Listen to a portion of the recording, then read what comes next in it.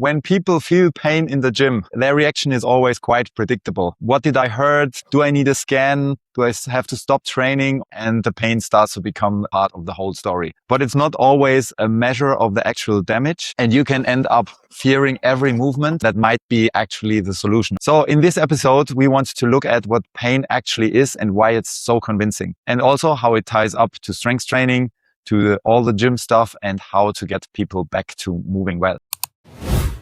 Ian, where do we start? Okay, so to be clear, this is a huge topic and we'll try to do it justice from the actual experts on it. Just a little bit of historical context. A guy called René Descartes was a philosopher from the 17th century.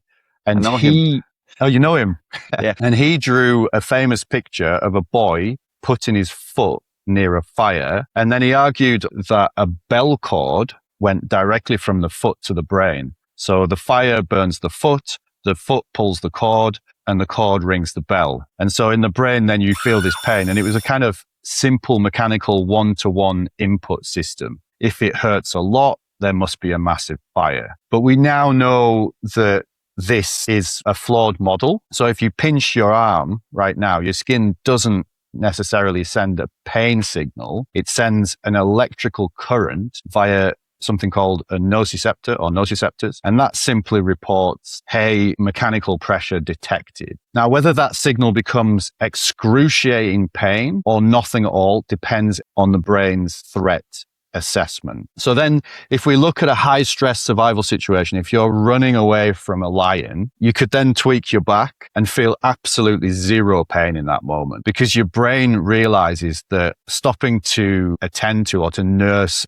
your spine is a threat to your immediate survival. It kind of floods your spinal cord with endorphins, which basically is blocking the pressure signals before they can catch your conscious awareness. Now, on the other hand, you can sit quietly in a room and pinch your skin and focus entirely on that, and you'll feel a sharp sting. Or if you're stressed or if you're anxious, you can be really convinced that your spine is fragile or it's a ticking time bomb. And then your brain goes kind of hyper vigilant on that. So it releases chemicals which then sort of amplify that pressure signal. So this threat mechanism explains two really interesting things that we see in the real world. If we look at older adults who have physically degenerated joints or mild chronic conditions even, but they report virtually no pain or very little pain over decades, their baseline threat meter has normalized. So their brain looks at a stiff knee or a clicking back and it thinks, this is just normal life. If we look at what happens when people suddenly become obsessed with optimizing their health, we know many of those. They start overanalyzing every millimeter of their posture and tracking every single biometric by constantly screening their bodies for flaws or errors. And then they sort of unintentionally train their brain to view any deviation from perfection as a threat. They actually make themselves hypersensitive. So they turn their own volume dial up to 10 because their brain is constantly on high alert. What are we really saying what pain is? Because most people think pain equals damage. Every time I feel pain, something is broken, right? Yeah. So again, those things that we mentioned before, nociceptors, they send this information about potential danger via heat or pressure or some kind of threat signal. And then that gets evaluated by the brain. The nervous system then sort of amplifies it or quietens it, or it'll attach more significance to it depending on the context. And that's why the same movement can feel fine one day and then horrible the next. And then I guess the context matters. I hear that out a little bit from your comments. And this is where like an example that you showed me comes in. He explained where like we had the same leg, the same sort of contact, a completely different pain experience because the meaning changed, right? Can you explain that a little bit? It's Butler and Mosley did this book called Explain Pain. Fantastic book. It's not a big pain to read it. Very good. No.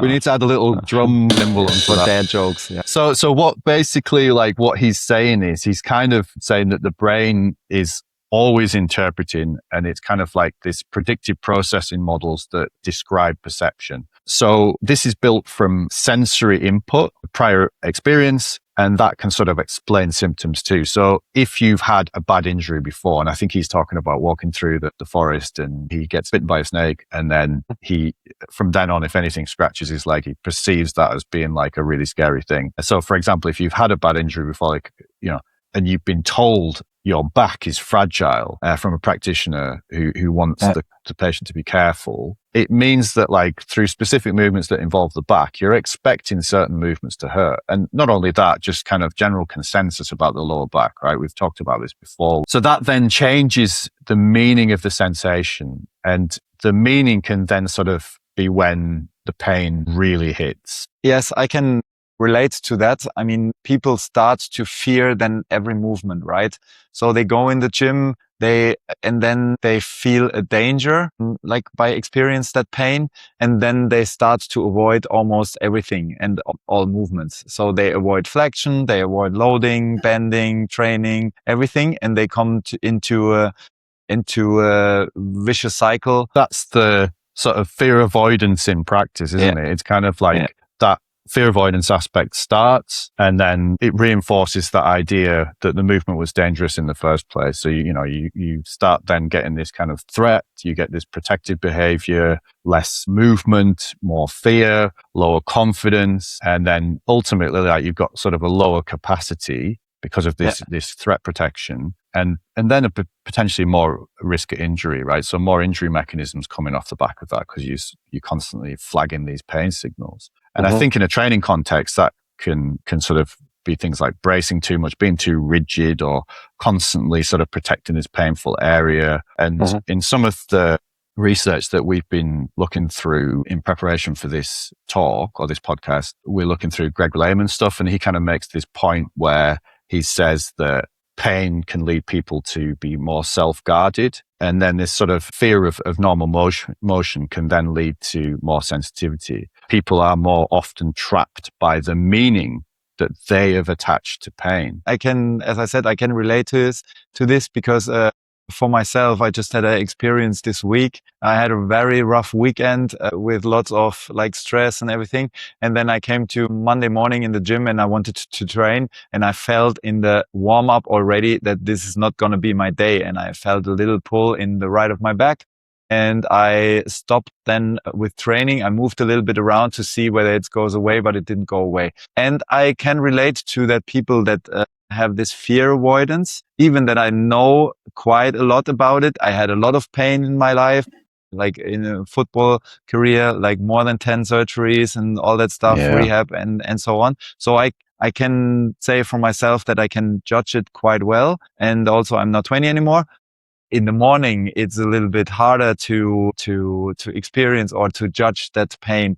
And then you have to tell yourself, hey, it's not that bad. And then let's move a little bit, and back and forth in your head. Also this mind game. It's not easy, I have to say. And I can understand people that they tend to go to that fear avoidance. But then usually, to come to the next topic, you go to a physio or to the doctor, and the first what they're going to say, if they don't have a solution or they don't have enough time for you, they send you to a scan, right? They get told after like seeing the scan, which is a problem already, I guess. After seeing the scan, they get told that they have a degenerated disc or a bulge or wear and tear disc issues, and they develop a fear against or a fear of their own spine, right? Just sidestep for 1 second. Yeah. You mentioned that you had 10 surgeries. I mean, that's crazy.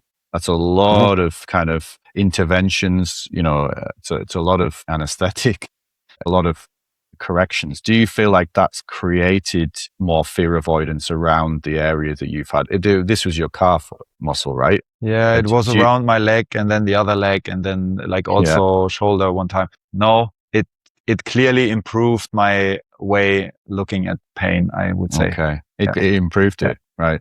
And do you feel like the rehab process afterwards was worthwhile? Now I would do many things differently, and I would say I had a good judgment of the pain. I stopped at the right moments to move too much, to load too much.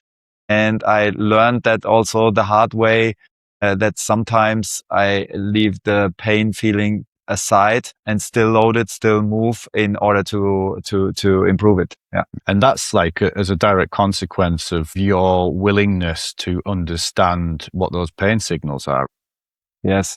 And also to accept that maybe my feeling like betrays me sometimes. Yeah. And like also believes in the science. It believes in like what is actually happening in my body and in my brain and not what I'm feeling right now. And that was the biggest learning, because it's very easy when you have like one completely broken leg and you had an injury. It's very easy to say, now I have to rest for 6 weeks and cannot move at all, because it's also an excuse, but it's not the best way to heal that and to rehab. Right. I think. And you have a decent understanding of like these kind of graded tissue healing, right? So how long that's going to require to heal, what the simple process is, and then slightly more complex processes. I think that's, again, another key point here that we're discussing, how it's important to, inform yourself a little bit on the basics of tissue remodeling. And then beyond that, like what it means to load that area and how much pain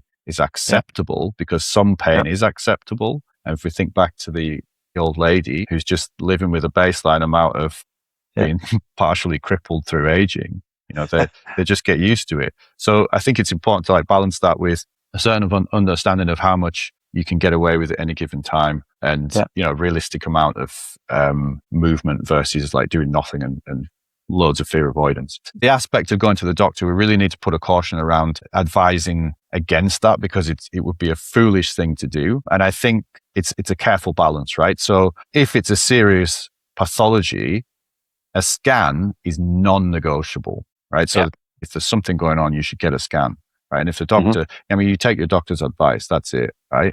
But it's also worth questioning and asking the doctor, if you've informed yourself a bit, maybe you're not bothering you want to just go with what they say, right? But for like common non-specific low back pain, routine scans often don't improve the outcomes or the prognosis.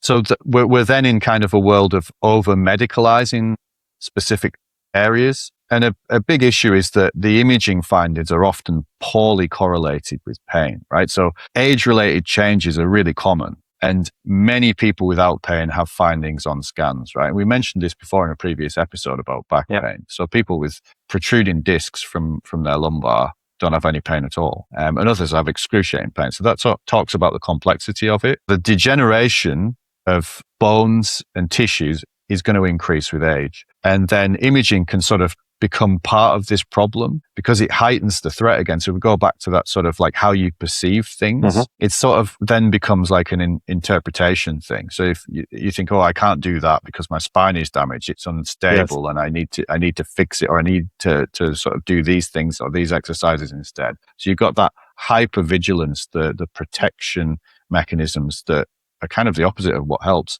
And I think if you're pragmatic, it can really inform your approach going forward. So in the same way that it has for you, right? So more information might stop you blindly training and making it worse, but it should also mean that you don't completely stop or start to overprotect it. Yeah. And then comes into play that the next step is then, and that is a big story from the gym. And also the social media doesn't know any complexity. So they come as always with easy solutions. Your core is weak, your glutes aren't firing, your hips are tight, or your posture caused this pain or this damage, or you got an imbalance, which is like one of my favorite ones. And then the whole rehab becomes about fixing flaws. So like you working on very small stuff, correcting exercises. How much of this really holds up? Poor posture, weak core narratives have been around forever. I mean, even before social media, right? And they've just been, it feels like we get like a resurgence of this kind of stuff every 5 to 10 years. It comes back around again. And then this kind of repeated spinal loading or spinal flexion thing, if spinal flexion is bad and so on and so forth. Like,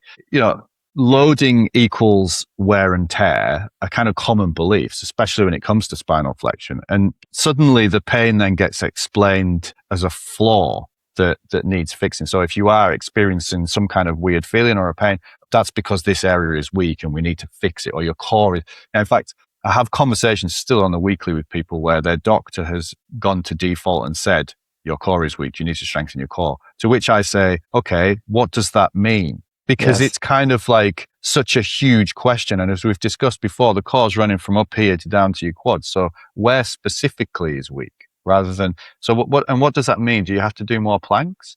Or do you have to do something more specific? Is a plank even strengthening your core? Lots and lots of open questions there from the doctor. Yeah. The evidence doesn't really support the idea that pain can be explained by one missing muscle or one imbalance or one postural problem. And you can find people with bad posture who have zero pain, no pain, usually a positive attitude as well, right? And then people even the highest performing athletes.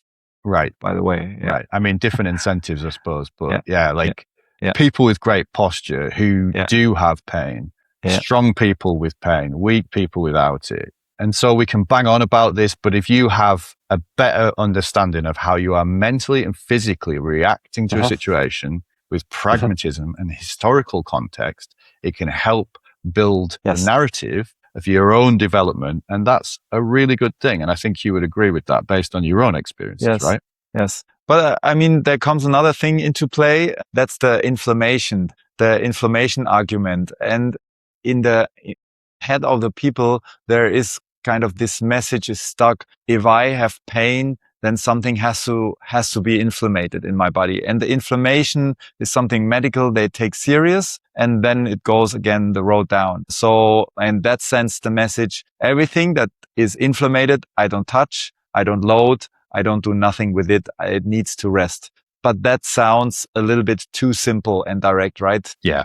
Again, like this inflammation thing, another catch-all, another buzzword. You've got to handle the inflammation. It sounds bad, doesn't it? Because when you get a sore finger or something, it's all inflamed, or you've got to protect it. Yeah, it's become a catch-all. Something hurts, it must be inflamed. And if it's inflamed, people assume they need to do something. But inflammation is far more complex than that. And it's part of the healing, right? So it's part of recovery, part of adaptation. And again, talking about stuff that we've said before, like putting interventions to speed up your recovery slows your perception and understanding of what recovery and adaptation mean for you specifically, which is constantly changing on the daily. So it's not really lining up with what's happening with the tissue. Sometimes there's irritation, or sometimes you've exceeded your current tolerance. And then, of course, all the usual sleep, stress, fear, previous injuries, or paying a lot of attention to an area can amplify that experience. And that's what we're talking about here, isn't it? Right?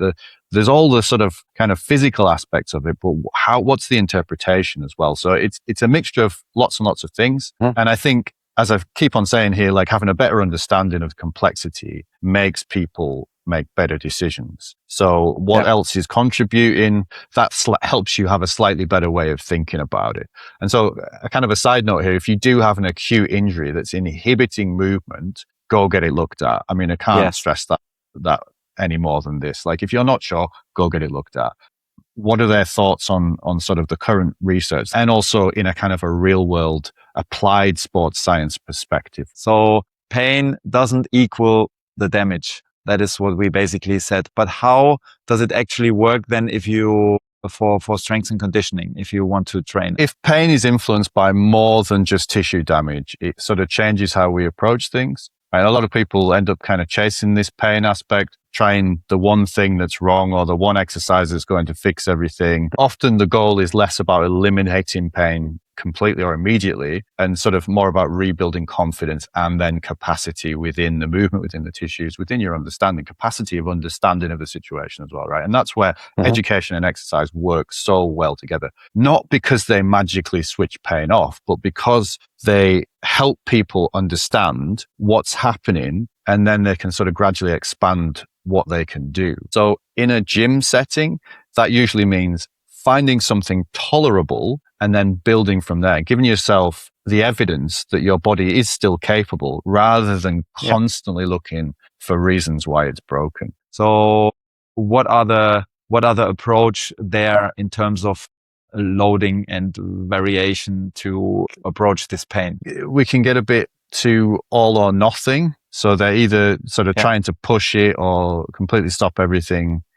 And there's usually some middle ground. If one movement is provocative or it's triggering, you can change the range or the load or the variation, different region while it settles down. Well, a lot of people might say they've sort of tried loading it, but really they've only kind of tried one painful version once and then written off the whole thing.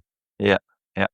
Being adaptable is very different from ignoring pain. So it's about finding what you can do and building from there rather than assuming everything is off limits. Yeah. And again, I feel that I can relate to that feeling, because it's not so easy, because if you are in pain, you have to go in a different mindset, an even more self-motivating kind of state, because you have to search for a solution for yourself. You have to move around. You have to vary the loading, the movement, what goes too much into the pain and what still feels okay for you. I feel that it's really not easy. And then also everything what comes from outside. And there is important, what tone of message do the people need to hear? So you said it already, like there's a middle ground where we have to communicate. On the one side, it's all in your head is not the right message to write that off, and also not just pushing through it like the kind of CrossFit young people gym bro kind of strategy, right? But also not too protective, like your back is fragile, don't bend, don't twist, don't load, this kind of stuff, right? Yeah, absolutely. Again, this sort of nocivic, or like the way you've built your perception over time of what pain means and how protective you should be. And, whether it's a practitioner that's telling you, that's where real skill as a practitioner comes in, not overemphasizing something because they have a huge authority bias and they have a huge weight of influence on anyone that goes to see them, right? Well, not anyone, some people less so, some people more so. The pragmatic approach as a patient is really important. So I think asking questions, as I said before, but if a practitioner, I mean, they're still only humans, right? So they're going to potentially say something that really triggers a thought in your mind that activates that pain mechanism further. So it's important that the questions that are asked are the right ones. And, and then there's sort of constant check-ins beyond that. But probably the message that most people need to hear is that kind of pain is real, but it doesn't sort of automatically mean that you're damaged. And equally, it doesn't mean that you should ignore it either. So people do often get pulled towards extremes. We know that. Yeah. And either they're told they're fragile or they need fixing, or they're told that it's all in their head. And neither of those things is particularly helpful. So I suppose like a more useful way to look at it is that pain is influenced by a lot of things, and your body is usually more adaptable and resilient than you think it is. That's kind of how I like to look at it. I don't think that everybody should do things in the same way. I think that, first of all, a pragmatic approach, but we both know people that just run head on into the wind regardless of what's going on. Yeah. This is problematic. And then we know people who are kind of every little ache and pain is a thing for them. So their heightened sensitivity to pain is there, right? Trying to find that middle ground is tough.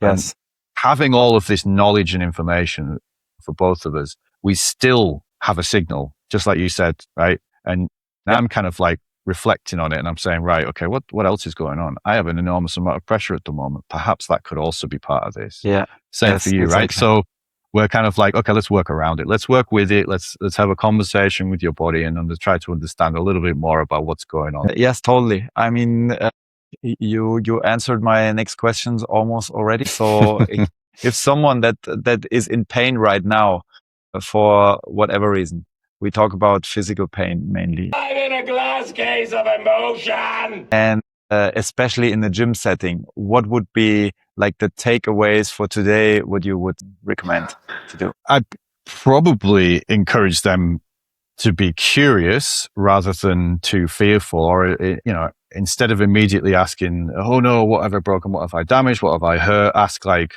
sort of what could be contributing to this. So basically what I just said. So you can sort of think about your training and your recovery and your stress and your sleep and all of the stuff that you sort of have a bit more of an understanding of and from your day to day, because it's this average of stuff that's going on over time that's having impact on you, right? So then it's kind of like, what can I still do now and how can I then build it from there?